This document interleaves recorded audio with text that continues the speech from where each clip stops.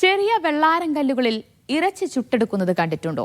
മുളാബി എന്നാണ് ഈ പാചക രീതിക്ക് പറയുക. ഒമാനിലെ സലാലയിലെ പാതയോരങ്ങളിൽ ഈ വിഭവം ലഭിക്കുന്ന ധാരാളം കടകൾ കാണാം. ഖരീഫ് സീസണിൽ സലാലയിലെത്തുന്ന സഞ്ചാരികൾ ഇത് രുചിക്കാതെ മടങ്ങാറില്ല.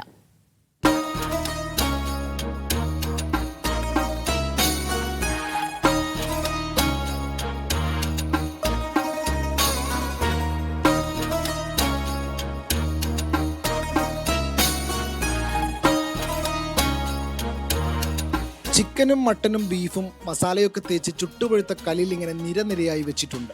വേവുന്ന മുറക്ക് അവ തിരിച്ചും മറിച്ചുമിടാൻ ജോലിക്കാർ അടുത്ത് തന്നെയുണ്ട്. കല്ലിൽ ഇറച്ചി ചുട്ടെടുക്കുന്നത് സുലഭമാണെങ്കിലും ചെറിയ വെള്ളാരം കല്ലുകൾ ചൂടാക്കി അതിനു മുകളിൽ ഇറച്ചി വേവിച്ചെടുക്കുന്നത് കൗതുക കാഴ്ച തന്നെയാണ്. ഖരീഫായതോടെ മുളാബി കച്ചവടം സലാലയിൽ വിവിധയിടങ്ങളിൽ പൊടി പൊടിക്കുന്നു.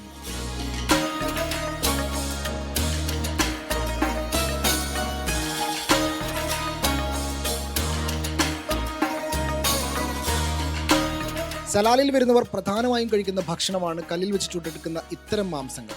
മുൻകാലത്ത് കനലിന്റെ മുകളിൽ വെച്ച് ചൂടാക്കിയെടുക്കുന്ന കല്ലിന് മുകളിലായിരുന്നു പാചകമെങ്കിൽ ഇപ്പോൾ താഴെ ഗ്യാസ് കൊടുക്കുകയാണ് ചെയ്യുക. والله شوف في عندنا هذا مشاكيك، هذا يعتبر لحم قعود نحطه في العاد على الحجر. طبخة تقليدية مال عمان. في عندك برضو الدجاج نفس الطريقة. في عندك هذه الطريقة، هذا شوف لحم، هذا الكرشة، كرشه، هذا الكرشة فيها الكبد والكلى والشحم. കബ്സ, മന്തി, കാബൂളി എന്നിവയോടൊപ്പമാണ് ഇറച്ചി കഴിക്കുക.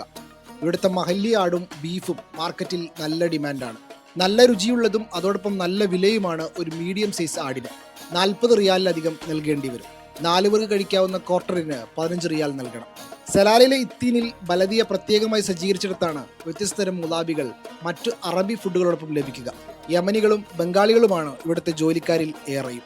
Media 1 Salalah.